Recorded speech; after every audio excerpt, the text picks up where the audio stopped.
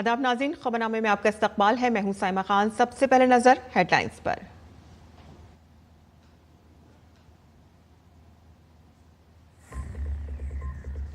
मरकजी दाखिला सेक्रेटरी गोविंद मोहन आज रियासतों के चीफ सेक्रेटरियों के साथ करेंगे मीटिंग। 244 शिनाख्तशुदा अजला से लेकर गांव की सतह तक मॉक ड्रिल की तैयारियां शुरू।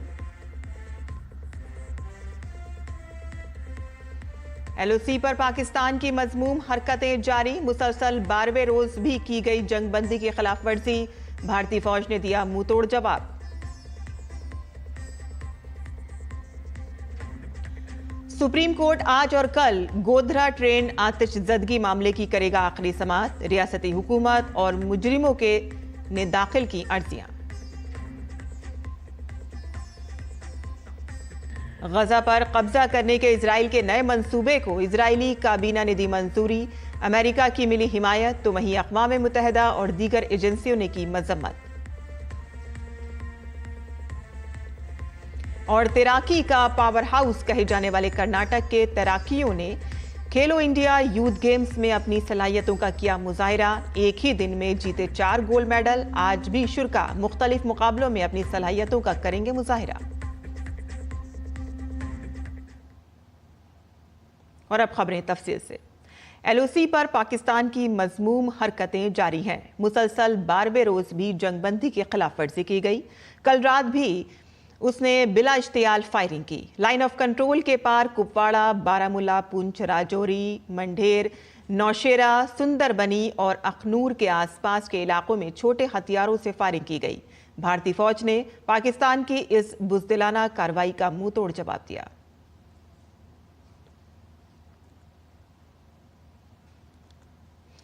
मरकजी वजारत दाखिला ने 7 मई 2025 को मुल्क के 244 शिनाख्तशुदा शहरी दिफाई अजला में सिविल डिफेंस की मशक़ें और रिहर्सल करने का फैसला किया है। ये मशक गांव की सतह तक की जाएगी और इसका मकसद तमाम रियासतों और मरकज़ के ज़ेर इंतज़ाम इलाकों में शहरी दिफा के निज़ाम की तैयारी का जायज़ा लेना और इसे मजबूत और ज़्यादा मौसर बनाना है। सबसे पहले फ़िज़ाई हमले का वार्निंग सायरन ऑन किया जाएगा, यानी कि हमले के सायरन वार्निंग बजाए जाएंगे। मॉक ड्रिल में तलबा और आम शहरियों को किसी भी हंगामी सूरत हाल से निपटने की तरबियत भी दी जाएगी और ब्लैक आउट के इक़दामात किए जाएंगे, जिसका मतलब है कि हमले के दौरान लाइट्स बंद करने के लिए इंतज़ामात किए जाएंगे, यानी कि क्रैश ब्लैक आउट का इंतज़ाम किया जाएगा। लोगों को महफूज मकामात पर ले जाने का मंसूबा लोगों को बताया जाएगा और इसकी मशक भी की जाएगी। जम्मू कश्मीर के पहलगाम में दहशतगर्दाना हमले के बाद भारत और पाकिस्तान के दरमियान बढ़ती हुई कशीदगी के पेश नज़र कई बैनुल-अक़वामी फ़िज़ाई कंपनियों ने पाकिस्तानी फ़िज़ाई हुदूद इस्तेमाल करने से इनकार कर दिया है। एयरलाइन के बयानात और फ्लाइट ट्रैक डेटा के मुताबिक पाकिस्तान की फ़िज़ाई हुदूद से गुरेज करने वाली बड़ी एयरलाइंस में air France, British Airways, Swiss international airlines और जर्मनी की लुफ्थांसा शामिल हैं। लुफ्थांसा ग्रुप एयरलाइंस ने रॉयटर्स को एक बयान में कहा है कि वो आइंदा नोटिस तक पाकिस्तानी फ़िज़ाई हुदूद से गुरेज कर रहे हैं। फ्लाइट ट्रैकिंग के अदाद-ओ-शुमार से पता चला है कि British Airways, Swiss international airlines और एमिरेट्स की कुछ परवाजें बहिराए अरब के ऊपर से उड़ी और फिर पाकिस्तानी फ़िज़ाई हुदूद से बचने के लिए पलट गईं। ख्याल जाहिर किया जा रहा है कि बैनुल-अक़वामी एयरलाइंस के इस इक़दाम से पाकिस्तान को ओवर फ्लाइट चार्जेस से होने वाली आमदनी में भारी नुकसान हो सकता है। काबिल ज़िक्र है कि पहलगाम में दहशतगर्दाना हमले के जवाब में भारत ने पाकिस्तानी एयरलाइंस के लिए अपनी फ़िज़ाई हुदूद बंद कर दी हैं। वहीं पहलगाम हमले के बाद से हुकूमत मुसलसल एक्शन में है। भारत ने 2 डैमों का पानी रोक दिया है, जिसके बाद अखनूर सेक्टर में दरियाए चिनाब के पानी की सतह में बड़ी कमी आई है, जो 75 साल में पहली बार हुआ है और इसका असर जल्द ही पाकिस्तान पर नजर आएगा। वाटर स्ट्राइक के अलावा भारत ने पाकिस्तान के साथ हर किस्म की अद्वियात की तिजारत रोक दी है। दूसरी जानिब कश्मीर में सिक्योरिटी फोर्सेस दहशतगर्दी और दहशतगर्दों के ठिकानों के खिलाफ मुसलसल कार्रवाइयां कर रही है, जबकि वज़ीर आज़म मोदी ने पीर को सेक्रेटरी दिफा से अहम मुलाकात की है। पहलगाम हमले के बाद भारत दहशतगर्दी की कमर तोड़ने में कोई कसर नहीं छोड़ रहा है। भारत ने सिंध तास मुआहदा मुअत्तल करने के बाद दरियाए चिनाब का पानी रोक दिया है। हुकूमत ने जम्मू के बगलिहार और रियासी में बनाए गए सलाल डैम के दरवाजे भी बंद कर दिए हैं। ऐसे में भारत ने 2 दिन में 2 डैम बंद करके चिनाब का पानी पड़ोसी मुल्क को जाने से रोक दिया है। इससे कबल हुकूमत ने दरियाए सिंध का पानी रोका था। इतलात के मुताबिक हुकूमत दरियाए झेलम पर किशगंगा डैम को भी बंद करने का मंसूबा बना रही है। अब डैम बंद होने के बाद यहां से गुजरने वाली नदी मुकम्मल तौर पर खुश्क हो चुकी है। मकामी लोगों ने हुकूमत के इस कदम का खैर मकदम किया है। रियासी में रहने वाले मकामी शहरियों का कहना है कि वो हुकूमत के हर फैसले से मुत्तफिक हैं। ये बहुत बड़ी उपलब्धि है। जैसे पाकिस्तान ने हिंदुस्तान को तंग करके रखा हुआ है, ये करना बिल्कुल बहुत ही सही है। खुशी है कि सरकार ने पाकिस्तान का पानी बंद कराया। हम चाहते हैं कि पाकिस्तान को मुंह तोड़ जवाब मिलना चाहिए। मेरी 75 साल आयु हो गई है और पहली बार देखा है कि दरिया चनाब का पानी भी बंद हो सकता है। जैसे मोदी जी ने जो फैसला किया है, उस फैसले का मैं बहुत उनका धन्यवाद करता हूँ। मैं आज दरिया चनाब के किनारे आया था और मैंने यहाँ देखा कि ये जो पानी है जो कि कम से कम 25-30 फुट बहता था और बड़ी फ्लो के साथ बैठता था, आज जो है इसमें 1.5 से 2 फुट पानी बचा हुआ है। जो मोदी जी ने सिंधु वाटर समझौते को जो है रद्द किया, उससे हमें बहुत खुशी है। भारत ने पाकिस्तान को बरामद होने वाली हर किस्म की फार्मा मसनूआत पर भी पाबंदी लगा दी है। कोई फार्मा प्रोडक्ट भारत से पाकिस्तान नहीं जाएगा, किसी तीसरे मुल्क से होते हुए भी नहीं। भारत ने पाकिस्तान जाने वाली हर किस्म की अद्वियात, तशखीसी आलात और कैंसर की अद्वियात पर भी पाबंदी लगा दी है। हम पाकिस्तान के साथ कोई भी ट्रेड नहीं करना चाहते, तो इंडिया से कोई भी एक्सपोर्ट पाकिस्तान का नहीं होगा। इवन ट्रांजिट गुड पाकिस्तान को नहीं जाएंगे और थर्ड कंट्री के गुड्स भी पाकिस्तान को नहीं जाएंगे। रफली हम अगर आप देखिए अप्रैल से जनवरी 2025 के बीच में हमारा करीब लिटिल ओवर $100 मिलियन का फार्मा को एक्सपोर्ट्स हुआ था। तो अब एक्सपोर्ट पूरी तरह से बंद हो जाएगा और ये पाकिस्तान के लिए एक चिंता का विषय होगा, बिकॉज इंडियन जो फार्मा है बहुत ज़्यादा कॉम्पिटिटिव है।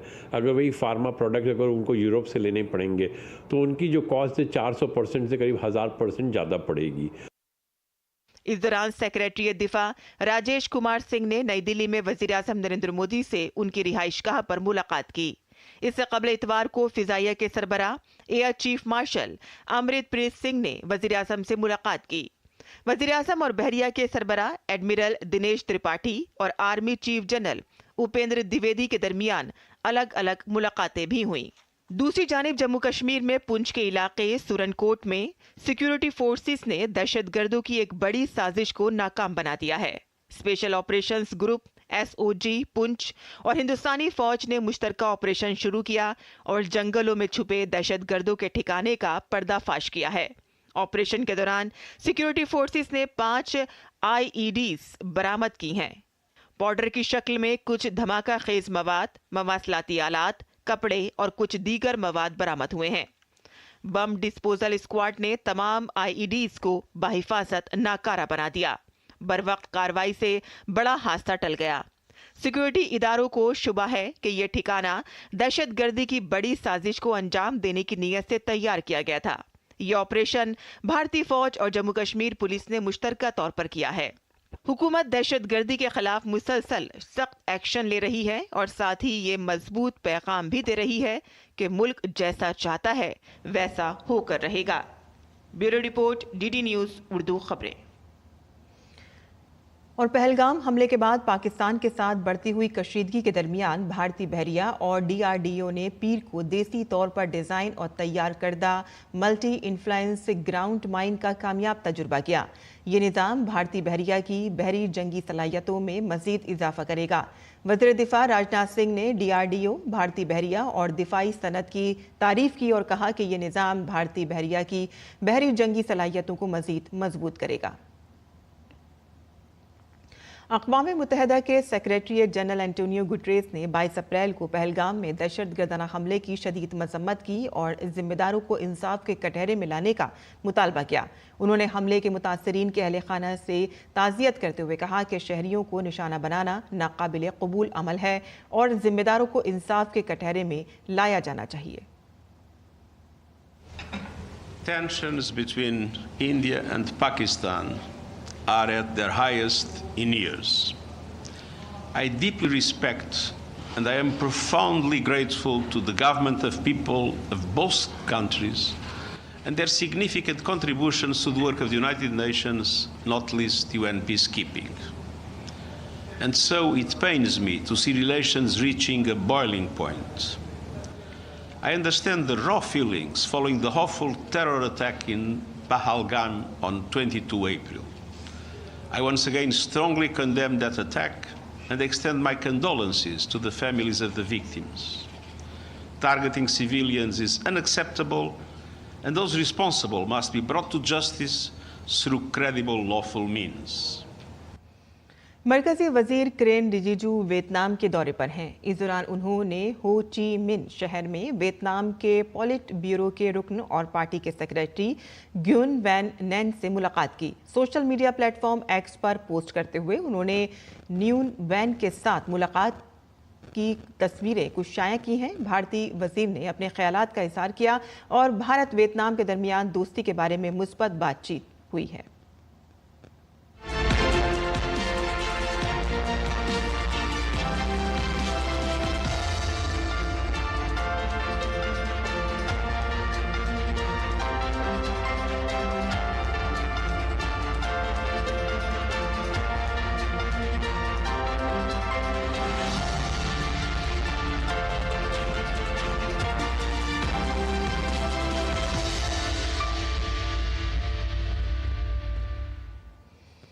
सुप्रीम कोर्ट 2002 के गोधरा ट्रेन आगजनी मामले में आज और कल आखिरी समाअत करेगा। इस मुद्दत के दौरान गुजरात हुकूमत और कई दीगर मुजरिमों की तरफ से गुजरात हाई कोर्ट के 2017 के हुक्म के खिलाफ दायर की गई अपीलों की समाअत की जाएगी। आपको बताते चलें कि 27 फरवरी 2002 को गुजरात के गोधरा में साबरमती एक्सप्रेस के S6 कोच को जला दिया गया था, जिसमें 59 लोग मारे गए थे और इसके बाद रियासत में फसाद फूट पड़े थे। गुजरात हाई कोर्ट के अक्टूबर 2017 के फैसले को चैलेंज करते हुए सुप्रीम कोर्ट में मुतअद्दिद अपीलें दायर की गई हैं। सुप्रीम कोर्ट ने जजों की तकर्रुरी के अमल में शफाफियत के हवाले से बड़ा कदम उठाया है। सुप्रीम कोर्ट ने 9 नवंबर 2022 से 5 मई 2025 तक हाई कोर्ट में जजों की तकर्रुरी का मुकम्मल अमल सुप्रीम कोर्ट की वेबसाइट पर अपलोड कर दिया है, जिसमें बताया गया है कि जिन जजों की तकर्रुरी की गई है क्या वो किसी मौजूदा जज या रिटायर्ड जज से जुड़े तो नहीं हैं। और इसके अलावा सुप्रीम कोर्ट के तमाम जजों की जायदाद की मालूमात भी सुप्रीम कोर्ट की वेबसाइट पर अपलोड हो गई है। ये फैसला 1 अप्रैल को हुई फुल कोर्ट मीटिंग में लिया गया था। जिन जजों की जायदाद की तफसीलात जो पहले ही मौसूल हो चुकी हैं वेबसाइट पर अपलोड कर दी गई हैं। Global access to talent from India program का आज आगाज होगा। वजीर ख़ारजा डॉक्टर एस जयशंकर इस प्रोग्राम में मेहमान खुसूसी के तौर पर शरीक होंगे। वजीर ममलिकत बराए तालीम जयंत चौधरी भी उनके साथ शामिल होंगे। इस दौरान S Jaishankar Germany, Japan, Italy और यूरोपीय यूनियन के सफ़ीरों से मुलाकात करके ख्यालात का तबादला करेंगे। ख़ारजा सेक्रेटरी विक्रम मिस्री इस प्रोग्राम में हुकूमत हिंद के कलीदी मुकर्रर के तौर पर शिरकत करेंगे। बिहार के कटिहार में समेली ब्लॉक ऑफिस के नज़दीक नेशनल हाईवे 31 पर एक SUV और ट्रैक्टर की आमने सामने टक्कर हो गई। हादसे में 8 अफराद जाँ बहक और 2 जख्मी हो गए। कार में सवार मुसाफिर शादी की तकरीब से वापस आ रहे थे जब ये हादसा हुआ और ये हादसा NH 31 पर समेली ब्लॉक ऑफिस के नज़दीक पेश आया। कटिहार पुलिस के SP वैभव शर्मा ने बताया कि मरने वाले तमाम मर्द थे और वो एक SUV कार में सफ़र कर रहे थे। उन्होंने बताया कि हादसा उस वक्त पेश आया कि जब सामने से आने वाला ट्रैक्टर उनकी कार से टकरा गया। मगरबी बंगाल के मुर्शिदाबाद जिले में तशद्दुद में अपने वालिद और भाई को खोने वाले समर्थ दास ने कोलकाता हाई कोर्ट में CBI इंक्वायरी और CAPF के जरिए कुनबे के तहफ़्फ़ुज़ का मुतालबा करते हुए दरख्वास्त दायर की है। हाई कोर्ट आज इस केस की समाअत कर सकती है। काबिल ज़िक्र है कि गुज़िश्ता माह मुर्शिदाबाद में वफ़ तरमीमी कानून के खिलाफ पुरतशद्दुद मुज़ाहिरों के दौरान हरगोबिंद दास और उनके बड़े बेटे का कत्ल कर दिया गया था। हांगकांग पे महात्मा बुद्ध से वाबस्ता बाक़ियात की हांगकांग में होने वाली नीलामी ने भारत समेत दुनिया भर के बुद्ध मत के पैरवीकारों को नाराज कर दिया है।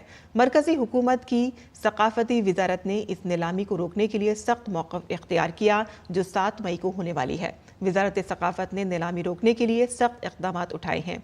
AA आसार कदीमा के विरसे में शामिल होने की वजह से इसकी फ़रोख्त ममनू है और इसका फ़ायदा उठाते हुए हुकूमत ने महात्मा बुद्ध से मुतालिक तारीख़ी विरसे की नीलामी रोकने के लिए कानून का सहारा लेते हुए नोटिस जारी किया है।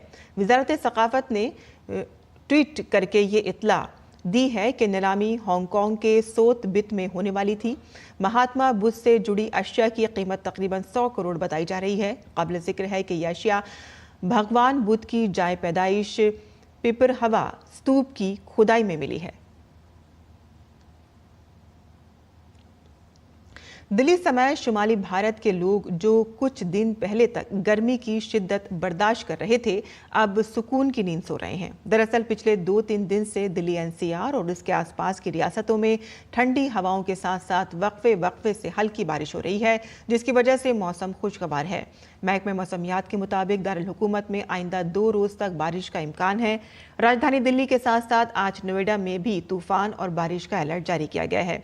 आज उत्तर प्रदेश के मगरबी और मशरक़ी हिस्सों में कुछ मकामात पर बारिश हो सकती है।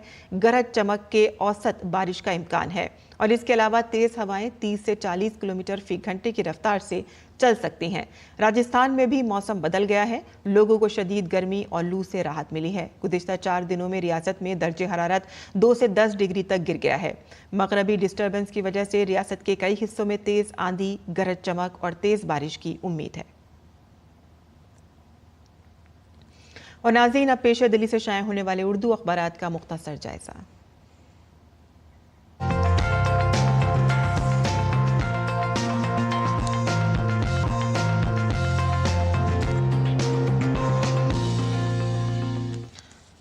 तो दिल्ली से शाया होने वाले उर्दू के अखबारात पर नज़र डाल लेते हैं। आपको बता दें कि जिस तरह से पहलगाम हमले के बाद भारत की तरफ से लगातार सख्त कदम उठाए जा रहे हैं, उसी के हवाले से अखबारों में कई सुर्खियां शाया हुई हैं। आपको बता दें कि पाकिस्तान की तरफ से साइबर अटैक का जिस तरह से दावा किया जा रहा था, भारत ने उसको पूरी तरह से मुस्तरद कर दिया है और कहा है कि इस तरह के कोई भी हमले से भारत पूरी तरह से मुस्तैद है और इसका मुंह तोड़ जवाब दिया जाएगा।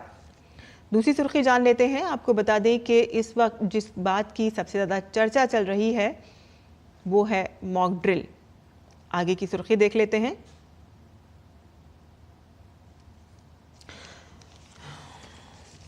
बता दें आपको कि सरकारी दफातर, ये एक खबर है उत्तर प्रदेश की है। अब सरकारी दफ्तर की इमारतें आम पेंट से नहीं बल्कि गोबर से बने हुए पेंट से रंगी जाएंगी। वज़ीर आला योगी आदित्यनाथ ने अब ये हुक्म जारी कर दिया है। आगे बढ़ते हैं।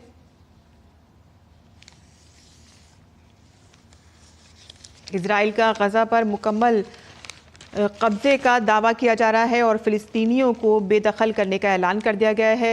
यहाँ पर इजरायली फ़ौज के काबीना इजलास में कई अहम फैसले लिए गए हैं। हमास का इमदादी नेटवर्क मुनक़ता करके गजा पर शदीद बमबारी शुरू करने का फ़ैसला किया गया है। यरक़मालियों की ज़िंदगी और मौत की भी कोई परवाह यहाँ पर नहीं की जा रही है और ये इजरायली काबीना के इजलास में मुतफ़क़्क़ा तौर पर गजा में फ़ौजी ऑपरेशन को वसी करने की मंजूरी दे दी गई है और ये ऐलान किया गया है कि गजा पर मुकम्मल कब्ज़ा किया जाएगा और 15 से 20 लाख फ़िलिस्तीनियों को निकालने का ट्रंप का मंसूबा नाफिज किया जाएगा। तो ये थी अखबारात की सुर्खियाँ जो आपके लिए हमने चुनी थी। आगे बढ़ते हैं, कुछ और बैनुल-अक़वामी खबरें भी जान लेते हैं।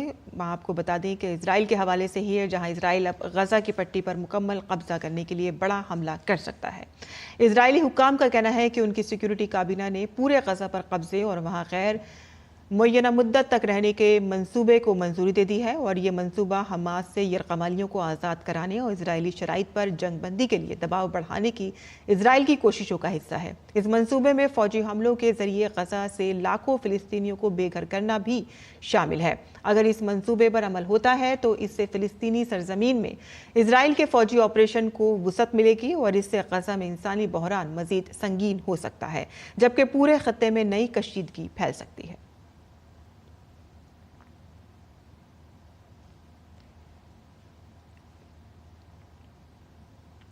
और खेल की खबरों की बात करें तो तैराकी का पावर हाउस समझे जाने वाले कर्नाटक ने उम्मीद के मुताबिक कारकर्दगी का मुजाहरा करते हुए गया के बीपार्ट स्विमिंग पूल में मुनक़िद मुकाबलों में 7 में से 4 तलाई तमगे जीतकर तमगों की तादाद में सरफहरिस्त रहा है।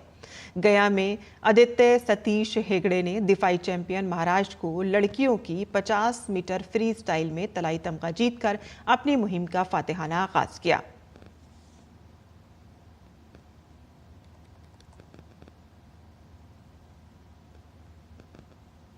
और अब पेश है मुल्क भर के मौसम का हाल।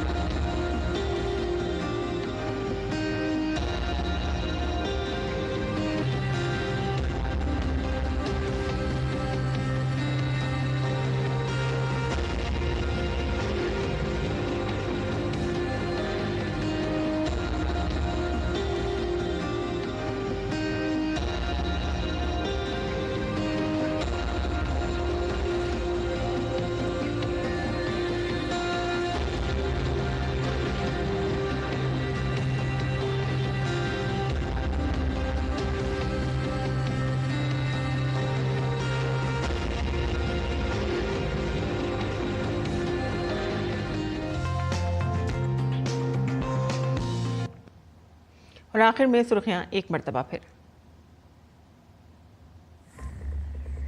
मरकजी दाखिला सेक्रेटरी गोविंद मोहन आज रियासतों के चीफ सेक्रेटरियों के साथ करेंगे मीटिंग। 244 शिनाख्तशुदा अजला से लेकर गांव की सतह तक मॉक ड्रिल की तैयारियां शुरू।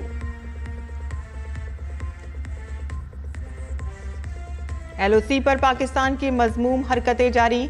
मुसलसल 12वें रोज भी जंगबंदी की खिलाफ वर्जी, भारतीय फौज ने दिया मुंहतोड़ जवाब। सुप्रीम कोर्ट आज और कल गोधरा ट्रेन आतिशज़दगी मामले की करेगा आखिरी समाअत। रियासती हुकूमत और मुजरिमों ने दाखिल की अर्जियां।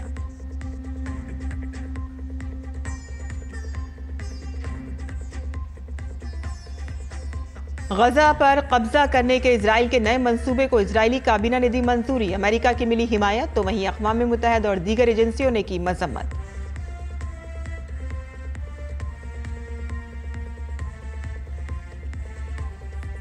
तैराकी का पावर हाउस कहे जाने वाले कर्नाटक के तैराकियों ने खेलो इंडिया यूथ गेम्स में अपनी सलाहियतों का किया मुजाहिरा। एक ही दिन में जीते 4 गोल्ड मेडल। आज भी शुरा मुख्तलिफ मुकाबलों में अपनी सलाहियतों का करेंगे मुजाहिरा। और इसी के साथ ही हमारा खबरनामा यहीं खत्म होता है। हमारी पूरी टीम को इजाजत दें। आदाब।